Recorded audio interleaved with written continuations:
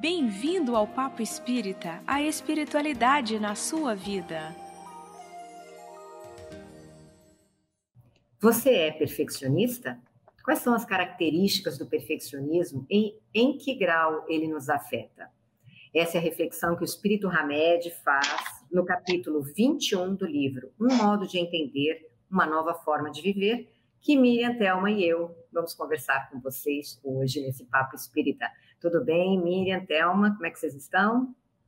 Tudo bem, tudo ótimo. Então vamos para o nosso bate-papo. Eu vou começar citando aqui o livro do Hamed. Hamed começa seu texto. Poderíamos dizer que o retrato do perfeccionista reúne e combina determinados traços psicológicos e sinais particulares com ênfase no seu jeito de pensar e agir diante do mundo em que vive.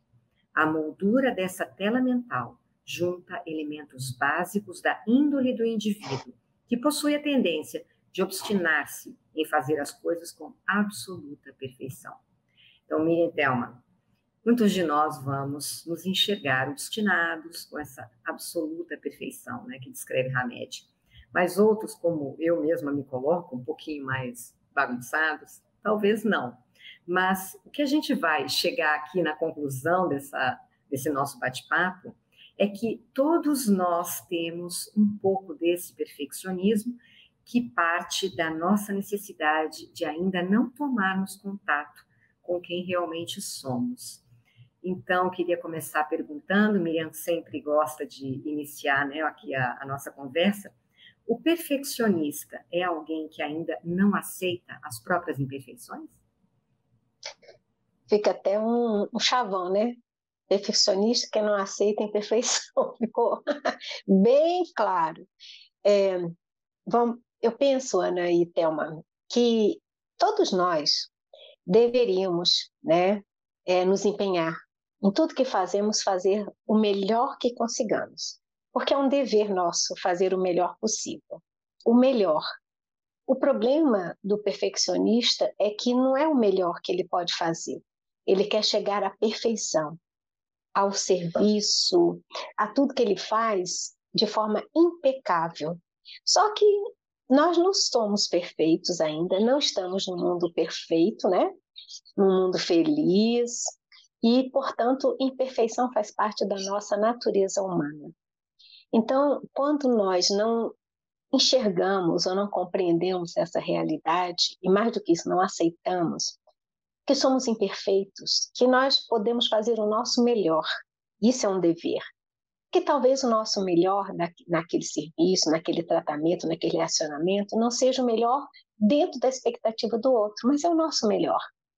Buscar essa perfeição, ela geralmente está num sentimento, numa intenção, numa necessidade interior tão profunda que faz com que o perfeccionista não queira integrar-se à maioria, né? Aos pobres mortais, como se diz, no sentido de que sou imperfeito, faço o meu melhor, mas o meu melhor nem sempre é tão perfeito. Então ele não admite erros, né? E não admitindo erros significa estar ainda distante de se autoconhecer, porque quando a gente vai se autoconhecendo, nós vamos perceber que nós somos imperfeitos, com erros, e aí começa a reflexão de Hamed, né? Todos nós, como você disse, Ana, temos um pouco do perfeccionismo. O que nós precisamos fazer é o que move por trás, qual é a base que sustenta esse nosso perfeccionismo. E muitas vezes esse perfeccionismo que a gente não enxerga nos causa grandes sofrimentos, né? Thelma, continua aí a nossa reflexão.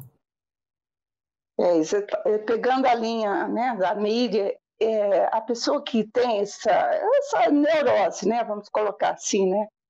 A gente fala neurose porque eu acho que a gente tem que assumir, né? A gente está vendo que está se excedendo em determinadas situações, a gente começa a se observar.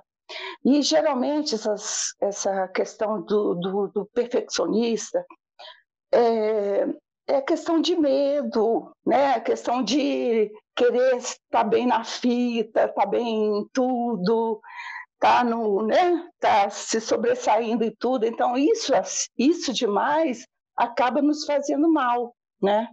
Então isso vai trazer um mal-estar.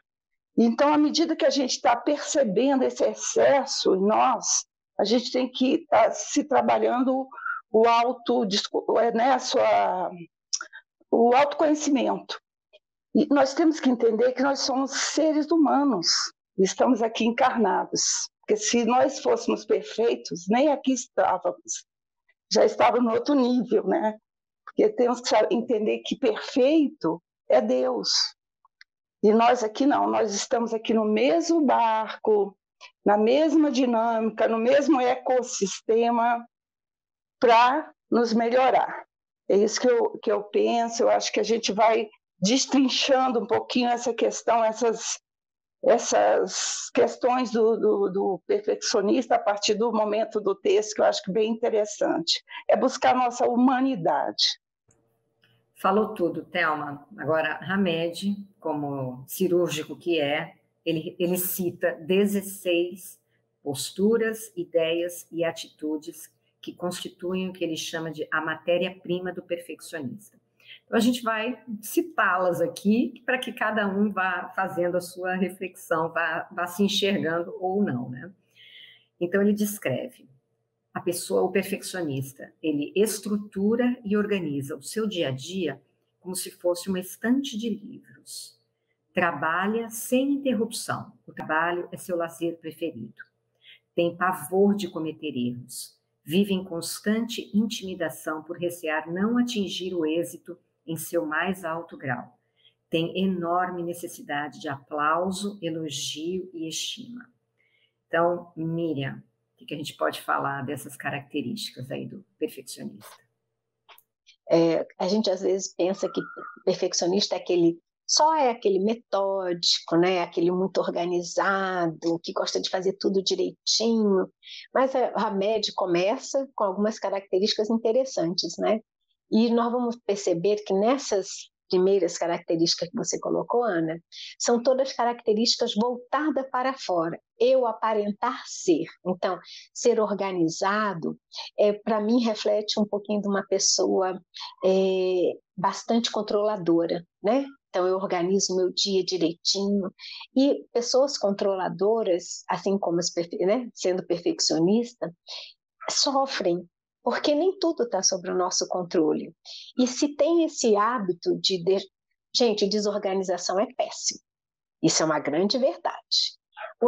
Nós estamos conversando aqui do excesso das coisas, não é? Dos extremos. Porque devemos sim ser organizados, mas o extremo de organizar tudo nos detalhes, quando alguma coisa acontece que rompe aquele cronograma, que rompe aquele planejamento, vem uma frustração, vem uma ansiedade enorme, porque o que eu devo fazer, né? A mente tem que trabalhar muito rapidamente para dar conta, e buscar reconhecimento, buscar elogios, quem não, né? Até porque é tão bom quando a gente faz alguma coisa, mas buscar sempre elogios ou fazer as coisas com a intenção de que tudo que eu faço tem que ser elogiado, porque eu tenho que me sentir importante, reconhecido, porque os outros me elogiam, também é um ponto de reflexão de como é que está a nossa autoestima, né? Porque a gente, nesses primeiros exemplos, está tudo para fora. Eu me planejo para buscar reconhecimento externo, para ser o organizado, para ser o melhor, mas internamente essa estrutura tem que estar em mim. Criar e sustentar valores concretos, criar e sustentar reconhecimento de um ser imperfeito que sou, né? Então, existe uma série de coisas que devemos estar analisando em nós, coisas no sentido de sentimentos, de pensamentos, de atitudes que a gente realiza durante o dia, que nos ajude a ver nesses exemplos de Hamed um tanto que eu não reconhecia de ser perfeccionista e, no entanto, sou. Né? Exato. E tem muita gente que, como está sofrendo muito com essa necessidade do aplauso, por exemplo, né, vamos falar do reconhecimento, parte para o outro extremo. Não estou nem aí. não ligo para a opinião dos outros. Pouco me importa, eu sou mais eu. E isso, muitas vezes, quem fala assim não está com essa questão internalizada. Ela está no outro oposto, porque como aquilo estava fazendo muito mal para ela, ela tenta fugir disso, mas aquilo ainda permanece dentro dela. E muitas vezes a gente se decepciona com as pessoas, né? A gente se magoa, porque estamos esperando reconhecimentos que, quando não vem, porque a gente não está nas nossas mãos o que vem do outro, mas a nossa expectativa, né, em relação ao outro, é que vai causar aquela mágoa, aquele sentimento, talvez de inferioridade. E então, nós não temos como fugir disso. A questão toda é: estamos conscientes disso? Estamos observando em nós o que uma expectativa que não veio causou? Estamos observando que estamos esperando algo do outro, né? Algum aplauso? Então, não são questões resolutivas, mas de reflexão, né? Thelma, continua a partir daí. Não, é isso mesmo. Nós temos que, igual a questão assim, eu vi aqui a questão da pessoa que ela trabalha sem interrupção e o trabalho para ela é o lazer. Isso para ela é uma fuga, né? Porque nós temos que entender que no momento que a gente está trabalhando, a gente está trabalhando. Nos momentos que nós estamos convivendo com os nossos, né, as pessoas são nossos parentes, ou se a pessoa não mora sozinha, mas é dentro do seu contexto também, a gente tem que aprender a dividir as coisas, né?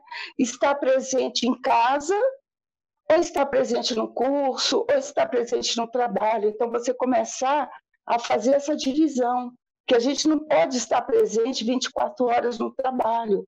Vai chegar um momento que a gente vai gerar uma doença, um mal-estar, porque tudo em excesso faz mal, né? Então, e o perfeccionista, ele é tudo em excesso. Se ele coloca um papel no lugar, vamos dizer, está no escritório, se ele coloca o papel daquele jeito, tem que encontrar daquele jeito, né? Não pode estar dobradinho assim, de outra forma, senão ele começa a passar mal. Então, assim, tudo que é extremo dentro de você vai acabar eclodindo, né? No seu físico, vai gerar mal-estar com você, com as pessoas com que você está trabalhando, né? Porque já pensou, você ter um chefe perfeccionista, já pensou você ter um subordinado perfeccionista, assim, é meio exagerado, gera um mal-estar dentro do seu ambiente, ou ter um pai perfeccionista, ou marido perfeccionista, ou você é perfeccionista, dentro desses contextos, assim, olha o mal-estar que você vai poder criar dentro do seu contexto, né? É uma tensão, né, Thelma? Uma tensão constante, né? Bom, o Hamed, ele continua aqui com a descrição dele, né? O perfeccionista mostra inferioridade em relação aos outros, mas no fundo se acredita superior. Desculpa-se ou justifica-se insistentemente pelos seus erros. Espera em demasia a consideração alheia. Supõe estar sempre com a razão, dramatiza problemas e conflitos. Quem não? Vamos lá, Miriam. Penso que nosso grande problema é viver em função externa, né, da opinião alheia, e ao mesmo tempo penso também que como lidamos com as coisas que nos chegam sejam pontos importantes em qualquer circunstância da nossa vida que a gente não aprende na escola. Há muito tempo, né, que nós estamos agora aprendendo a autoconhecer a importância disso, a importância dessas estruturas estarem em nós, né? Que até então tudo era muito para fora. Então a gente às vezes não aprendeu na nossa família essa reflexão, né? Do quanto é importante que eu me estruture internamente para me relacionar externamente com o mundo e com as pessoas, sem que isso possa me influenciar de tal forma que eu me desestruture ou construa uma imagem para agradar essas expectativas, até a minha própria expectativa, muito distante do que realmente eu sou, do que eu penso. Então, nesses exemplos que a Med trouxe, tem dois extremos. Mostra inferioridade a Ana, Thelma. Eu fiz uma palestra, né? A nossa live, né? Alguém elogia, a gente, não, foi tudo bem. Ou então, quando nós somos espíritas, não, foi inspiração. Damos sempre uma desculpa, tipo assim, eu não tenho muita participação, mas isso ainda não é muito sincero, né? No fundo, quando isso a gente por dentro infla, né? Que legal, é uma coisa.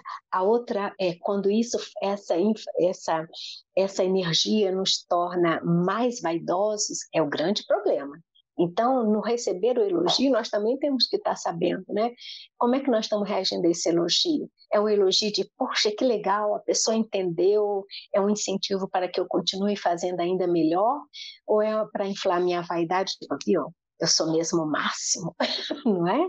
Então, a gente tem que estar muito atento a essas nossas intenções. E o outro extremo, que ele mesmo coloca, é aquela pessoa que está sempre se desculpando. Fez uma desculpa, né? Eu não tive a intenção, desculpa. Às vezes nem deveria estar se desculpando, mas está lá naquele processo. Um é o processo de superioridade disfarçado na persona do humilde, e o outro é aquele que está sempre se sentindo inferiorizado, então, portanto, precisa, para ser aceito, às vezes, precisa estar se desculpando muito, né? E depois supor estar sempre com a razão. Fê Maria, a gente acha que é teimosia, né? A gente chama de teimosia. Não, isso é que está certo. Eu tenho a razão nisso. Isso não é teimosia, isso é perfeccionismo, nos chama Hamed. Então, muitos teimosos são, na verdade, perfeccionistas, e não apenas teimosos, ranzinzos, né?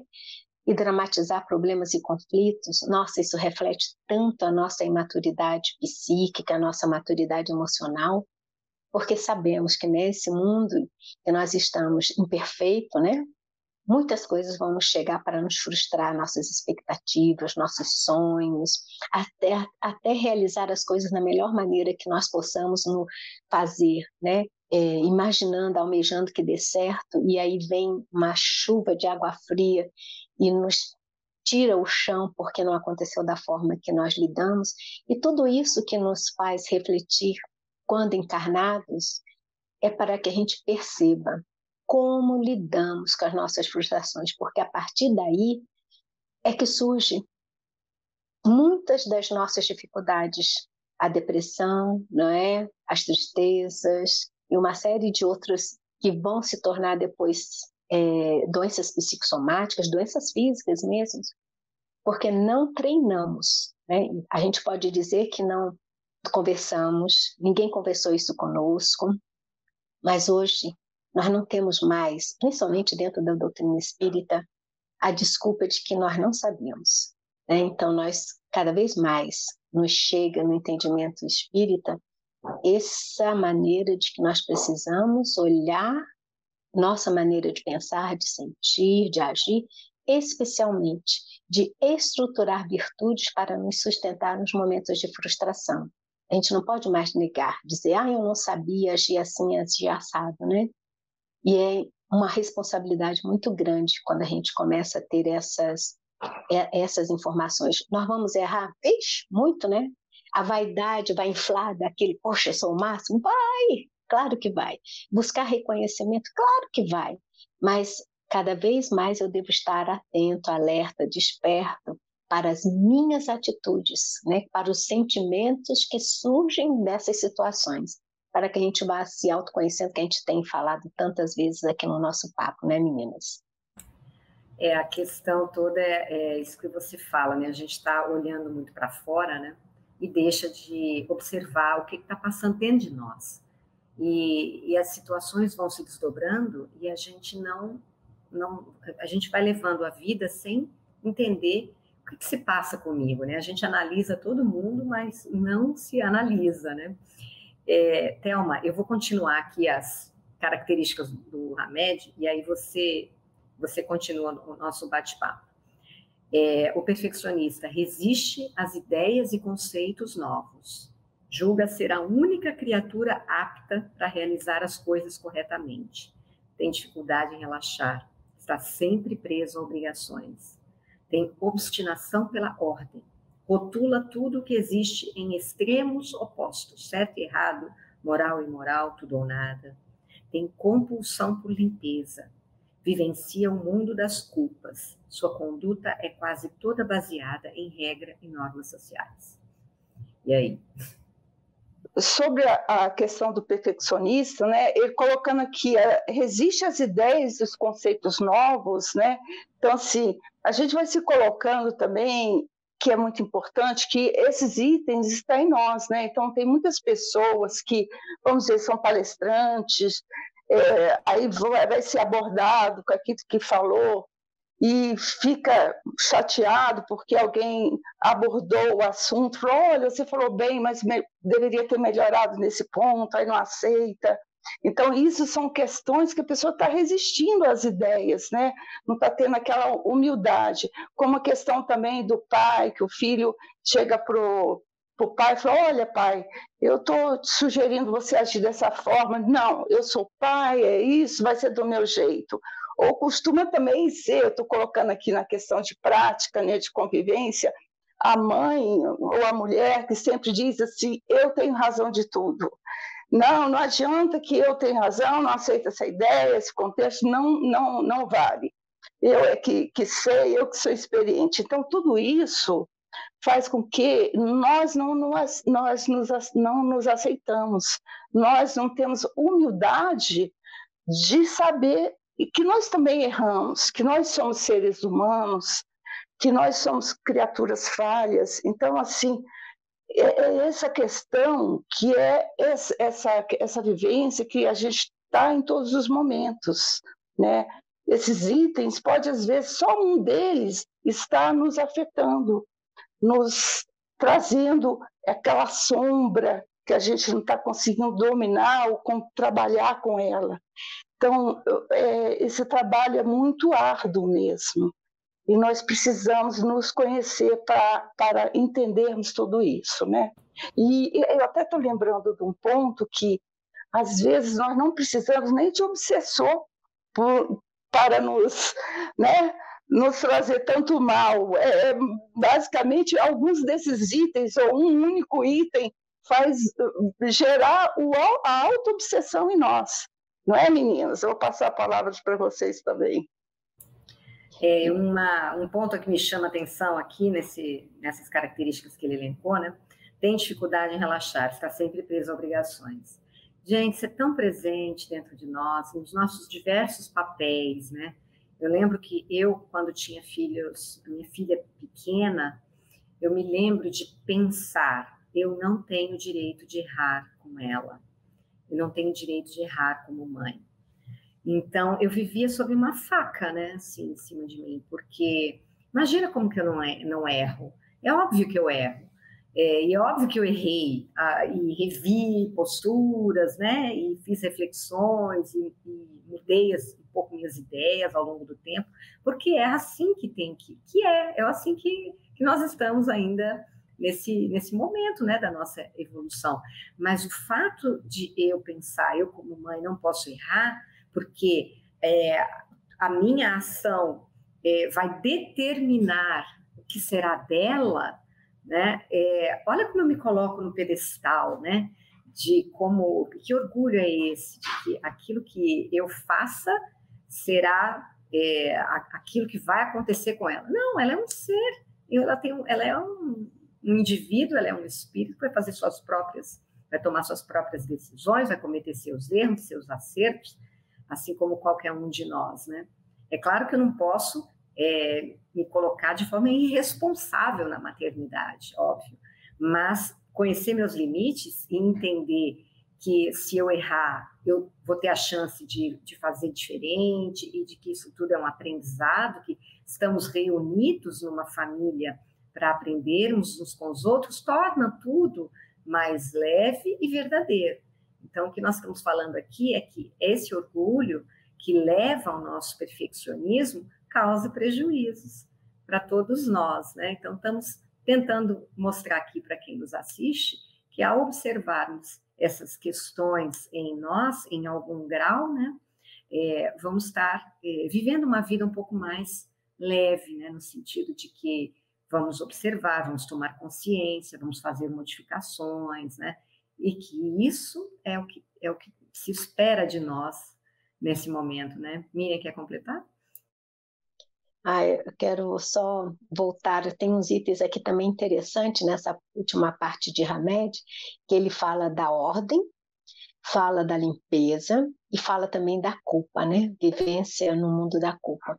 É interessante que como a gente vive nesse mundo dual, né? Das pontas, o escuro para o claro, né? A luz para a escuridão, porque se a gente, nesse momento de encarnação que nós estamos, nesse momento evolutivo, se nós não tivermos esses extremos para fazer a comparação, a gente não compreende. Um mundo só no silêncio, a gente não compreende a beleza do som, da música. Um mundo muito barulhento, a gente também não vai compreender a importância do silêncio, da introspecção. E aqui Hamed vai estar chamando a atenção exatamente para isso. Ele está mostrando para nós as duas vertentes dos extremos, né? E que cabe a cada um de nós, observando isso, buscar o equilíbrio, né? Que a gente chama de caminho do meio. Os extremos são ruins?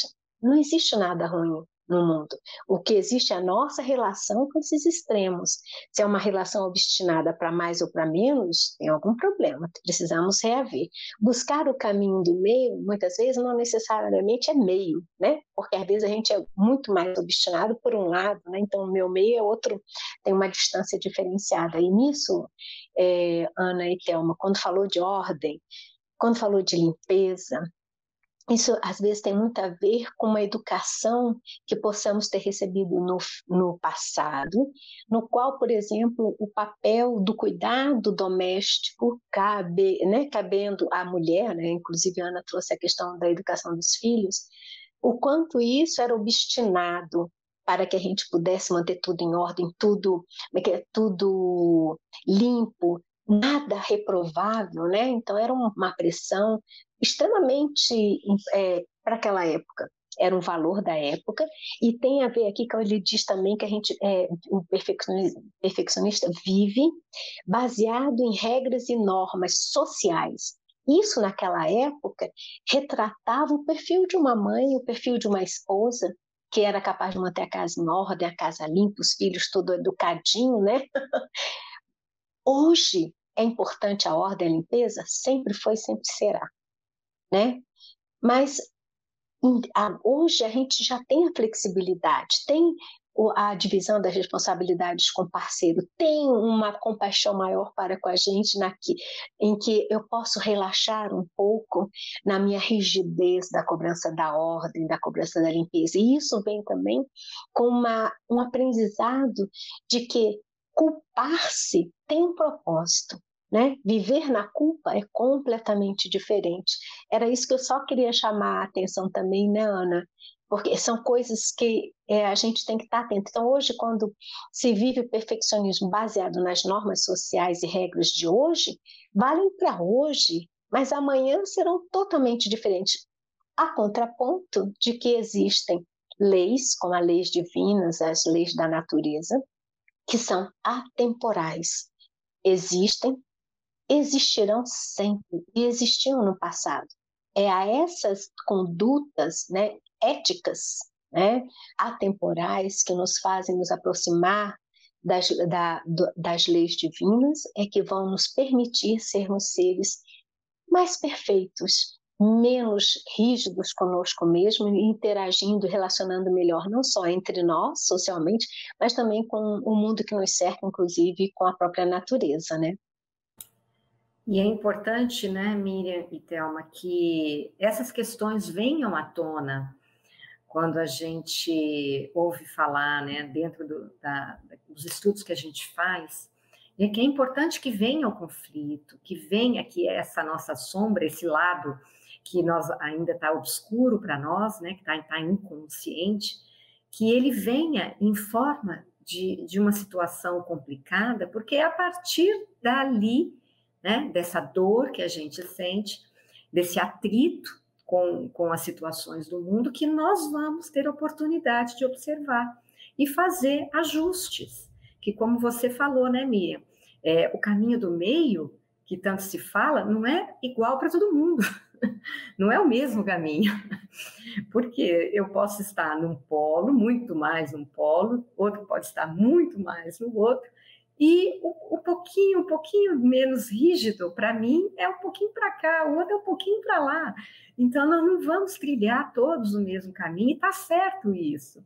É assim que é, né? Não tem essa igualdade, não tem essa busca, que também pode ser um perfeccionismo, pelo caminho correto. Este é o caminho certo que todo mundo tem que trilhar. Então, eu estou errada neste caminho ou não? Eu estou no caminho certo e o meu caminho é o que tem que ser, né? Que é isso tudo que o Hamed está trazendo.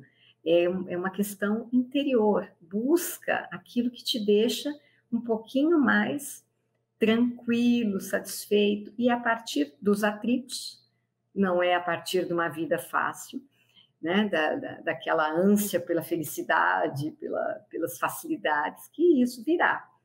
Vou avançar aqui no nosso roteiro. O Hamed ainda diz o seguinte: quem busca a perfeição neste mundo de provas e expiações, esquece-se de viver e não consegue perceber a alegria imanente na própria existência humana.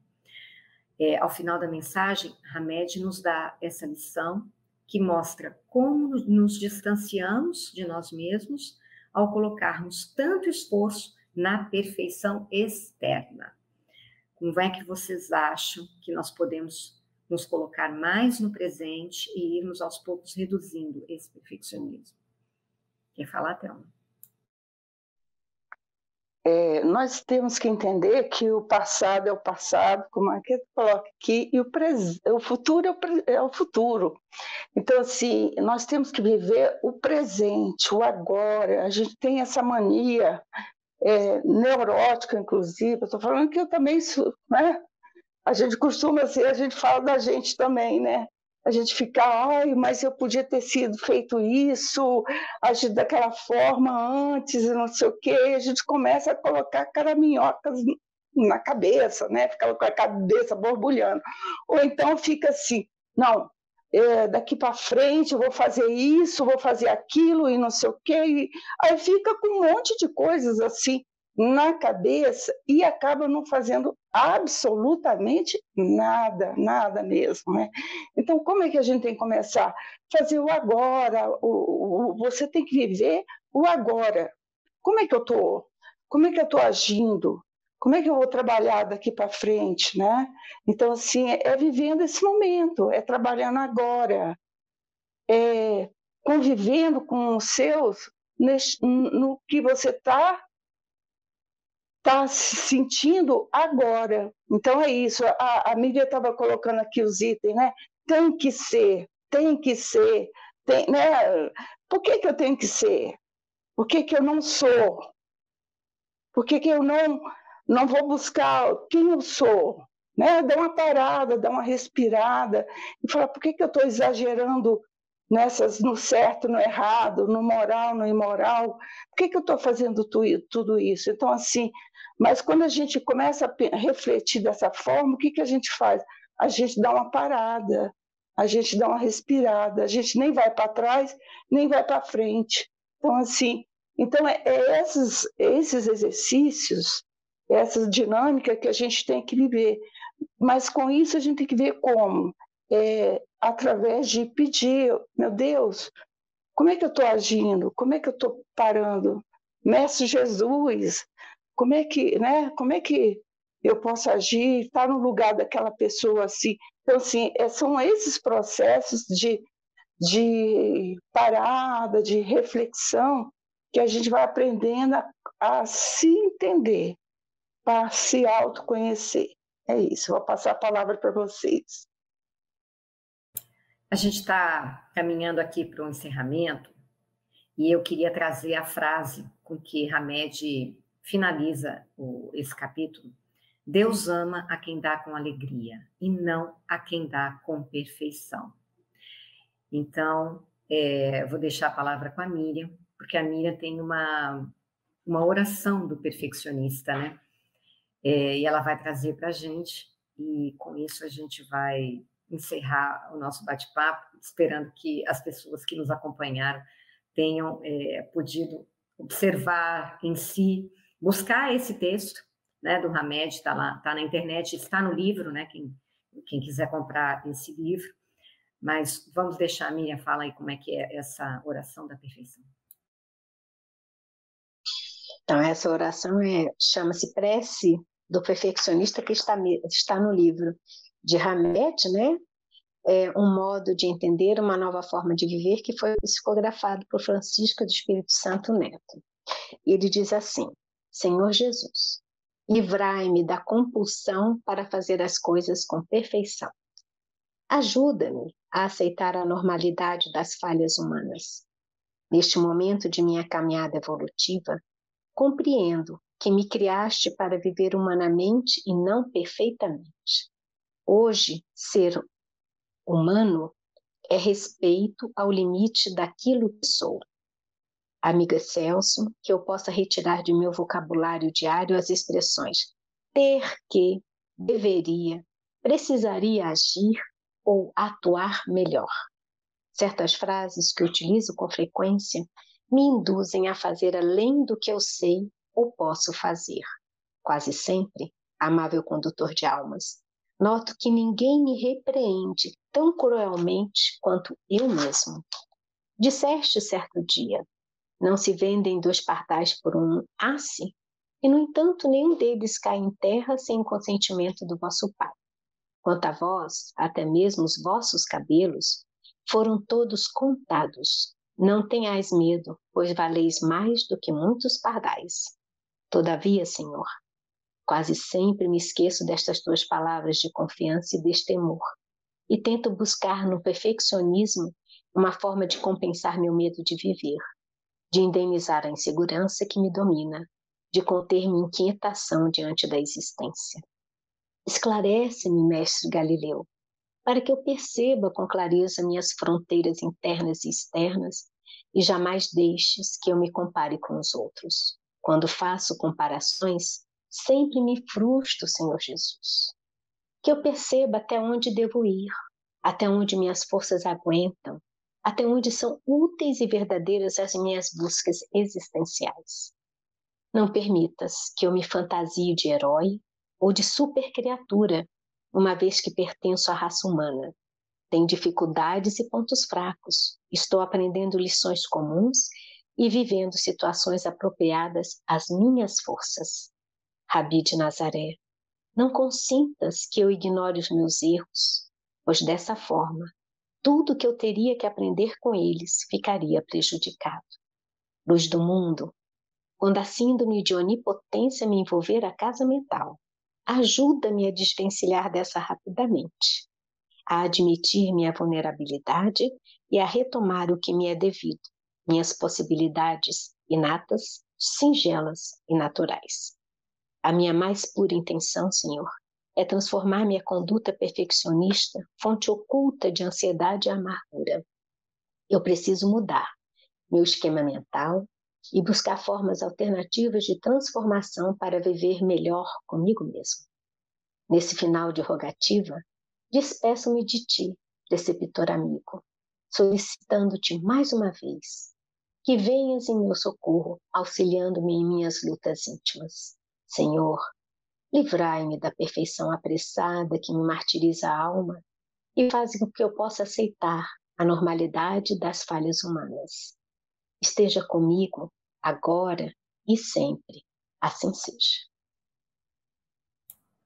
Maravilhosa. Eu não conhecia, né? Não sei se Miriam conhecia, Thelma trouxe para nós essa oração que está ao final desse livro do Hamed, mas a palavra que fica para mim ao final dessa prece é autoaceitação. Lindo, né? Vamos aceitar quem somos nesse momento e nos acolhermos e buscarmos fazermos o melhor, porque temos um roteiro, né? O roteiro está posto. Então, meninas, muito obrigada por esse bate-papo. Estou muito feliz aqui de estar com vocês. a vocês todos que nos assistiram. Esperamos que essa reflexão tenha feito algum sentido para vocês, esperamos que vocês ampliem esse conhecimento que a gente trouxe, né? Que possa trazer um pouquinho de paz para cada um de nós. E nós esperamos vocês no nosso próximo programa, quintas-feiras, às 19 horas, no canal da Comunhão Espírita no YouTube. Muito obrigada e até lá.